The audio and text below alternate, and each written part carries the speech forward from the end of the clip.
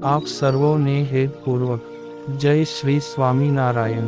આજની સત્સંગ કથા વાર્તા નિજ મંદિર સાવરકુંડલા પવિત્ર ચાતુર્માસ વિશેષ। આજની સત્સંગ કથા વાર્તામાં આપણે ચરિત્ર કથા અંતર્ગત ગણોદ ગામના ખવાસ જ્ઞાતિના આગેવાન જસાભાઈની પ્રસંગ વાર્તા સાંભળશું। સત્સંગમાં પ્રસિદ્ધ ગામ ગણોદમાં મુક્તરાજ દરબાર અભયસિંહજી અને જીભાઈ થઈ ગયા। આ પ્રસાદી ભૂત ગણોદ ગામમાં થોડા ખવાસ પરિવારોમાં પણ સત્સંગ હતો। અહીં ખવાસ જ્ઞાતિના આગેવાન એક જસાભાઈ નામે હતા। જસાભાઈ એક વખત હઠીભાઈ દરબારની સાથે ગઢપુરમાં શ્રીજી મહારાજના દર્શન કરવા ગયા। ત્યાં સંતોની તથા શ્રી હરિના મુખની વાણી સાંભળી, પણ તેમના હૃદય ઉપર સત્સંગનો રંગ લાગ્યો નહીં, જેથી સત્સંગી થયા નહીં। એક વખત શરદ ઋતુમાં આ જસાભાઈને શરીરે તાવ આવ્યો, અને તે લાંબા સમય સુધી તાવ ચાલુ રહ્યો। એમ કરતા આયુષ્ય પૂરું થયું, અને શરીર છોડવાનો સમય થયો। આવે સમયે મહાભયંકર અને ક્રૂર યમના દૂત આવ્યા, ને તેને મારવા માંડ્યા।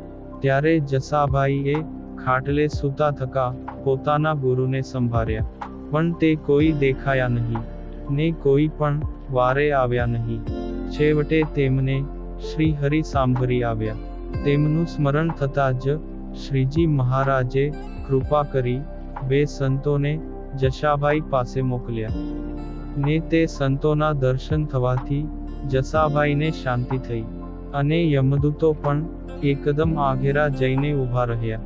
ત્યારે જસાભાઈ બોલ્યા કે તમે કોણ મહાપુરુષ છો, જેથી તમારા દર્શન માત્રથી જ યમદૂતો મને મારતા હતા તે એકદમ ભય પામીને નાસી ગયા। ત્યારે સંતો બોલ્યા, જે અમો પ્રગટ ભગવાન સ્વામિનારાયણના સાધુ છીએ, અને તમોએ સ્વામિનારાયણ ભગવાનને સંભાળ્યા, જેથી અમો આવ્યા છીએ, ને તમારું આયુષ્ય હવે પૂરું થઈ રહ્યું છે, એટલે તમને આ દેહમાંથી કાઢીને બદ્રિકાશ્રમમાં તપ કરવા મૂકીશું। ત્યાં તમો નિર્વાસનિક થશો।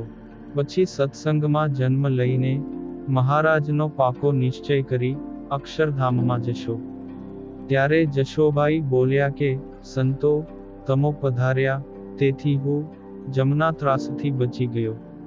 મેં તો ભગવાન શ્રી હરિના દર્શન કર્યા છે, પણ હું રહ્યો અભાગીયો। પણ હવે એ પુણ્ય પ્રતાપથી તમો મારી અંત સમયની ઘડીએ પધાર્યા છો, તો મારા ઉપર દયા કરો। આને મને 10 વર્ષની આયુષ્ય આપો, તો તેમનો આશ્રિત થઈને શ્રીજી મહારાજનું ભજન કરીશ, પછી બધી કાચપ કાઢી નાખીને પ્રભુના ધામમાં આવું। આમ એમની અરજ સાંભળીને સંતો બોલ્યા કે જસાભાઈ તમે નિર્ભય રહેજો, હવે યમના દૂત નહીં આવે। પરંતુ તમોએ આયુષ્ય વધારવાની વાત કરી તે બાબત અમો મહારાજને પૂછી આવીએ। એમ કહીને બંને સંતો અદૃશ્ય થઈ ગયા, અને થોડી જ વારમાં પાછા દર્શન આપ્યા, ને કહ્યું કે મહારાજે તમોને 10 વર્ષની આયુષ્ય આપી છે, અને તમો સારા સત્સંગી થજો। એમ કહીને સંતો અદૃશ્ય થઈ ગયા, અને પછી જસાભાઈ ધીરે ધીરે સાજા થયા। એક સમયે ગણોદ ગામના મંદિરે ગોપાળાનંદ સ્વામી અને ગુણાતીતાનંદ સ્વામી પધાર્યા હતા। ત્યારે દરબાર અભયસિંહજી ગામના કેટલાક હરિભક્તો સાથે બેઠા હતા। ત્યારે સ્વામી શ્રીજી મહારાજના મહિમાની વાતો કરતા હતા।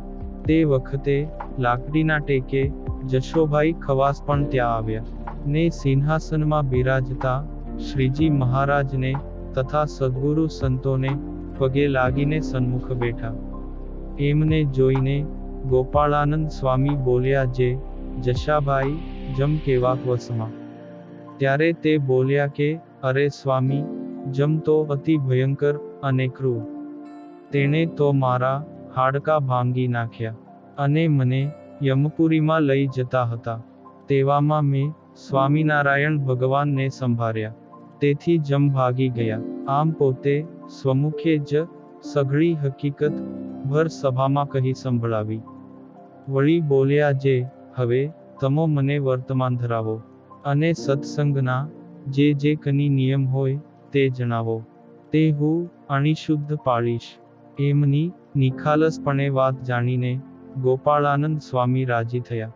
ને પછી સ્વામીએ જસાભાઈને વર્તમાન ધરાવીને શ્રી હરિની પ્રસાદી રૂપ કંઠી પહેરાવી અને શિક્ષાપત્રી પ્રમાણે વર્તન કરવાનો ઉપદેશ આપ્યો. પછી તેમને સ્વામિનારાયણ સ્વામિનારાયણ ભજન સ્મરણ કરવા કહ્યું. આમ સ્વામીના દિવ્ય સમાગમનો થોડા દિવસ સહુએ લાભ લીધો. પછી જસાભાઈ તો સ્વામીના વચને શિક્ષાપત્રી પ્રમાણે રહીને કથા, વાર્તા, ધુન્ય, ભજન, કીર્તન વગેરે ઉત્સાહપૂર્વક કરતા. અને વખતો વખત ગુણાતીતાનંદ સ્વામી પાસેથી મહારાજની વાતો સાંભળીને સાચા સત્સંગી થયા. અને પોતે પણ બીજા આગળ સત્સંગની કેફ ભરેલી વાતો કહેવા માંડ્યા.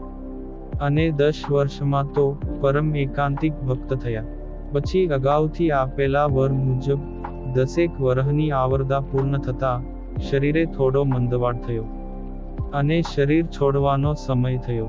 ત્યારે શ્રીજી મહારાજે દર્શન દઈને તેને કહ્યું કે તારો દેહ આજથી 3જે દિવસે પડશે, માટે તારે કાની પણ દાન પુણ્ય કરવું હોય તો કરી લેજે. ત્યારે તેણે પોતાના દીકરાને કહ્યું કે આજથી 3જે દિવસે મારે ધામમાં જાવું છે, માટે મારી પાછળ જૂનાગઢ જઈને એક રસોઈ આપજો. પછી તો નિર્ધારિત દિવસે ભગવાન શ્રી હરિ અનંત મુક્તોની સાથે રત્નો જડિત વિમાન લઈ તેમને તેડવા આવ્યા. ને રત્નો જડિત વિમાનનો દિવ્ય પ્રકાશ દેખાયો. ને જસાભાઈ બોલતા ચાલતા દેહ મૂકીને વિમાનમાં બેસી ચાલ્યા. ત્યારે માર્ગમાં સિદ્ધિઓનો લોક આવ્યો. તે વખતે જસાભક્તે તે સિદ્ધિઓ સામું જોયું. ત્યારે સિદ્ધિઓ તો તેને ઉપાડીને પોતાના લોકમાં લઈ ગઈ. ને મહારાજ તો વિમાન લઈને અક્ષરધામમાં ગયા. તે વખતે જસાભક્તને ખૂબ જ પશ્ચાતાપ થયો. જે અરે રે ભગવાનને મૂકીને આહી હું ક્યાં આવ્યો, એમ વિચારીને તે ધ્યાનમાં બેસી ગયા. ને તે જ વખતે સિદ્ધિઓએ ઘણી તાણ કરી, પણ તેણે તો તેની સામું જોયું જ નહીં. ને 5 દિવસ થયા. ને ગોપાળાનંદ સ્વામીને સંભાળ્યા એટલે સ્વામીએ તેને દર્શન દીધા. ને તેમનું વિઘ્ન ટાળ્યું અને અક્ષરધામના અધિકારી કર્યા. આ પુનિત પ્રસંગ આજે સત્સંગ સાગરના મોતીમાંથી સાંભળ્યો. અને હવે પછીની કથા વાર્તા આપણે આગળના ભાગમાં સાંભળશું. અત્યારે આપ સર્વોને ભાવથી જય શ્રી સ્વામિનારાયણ.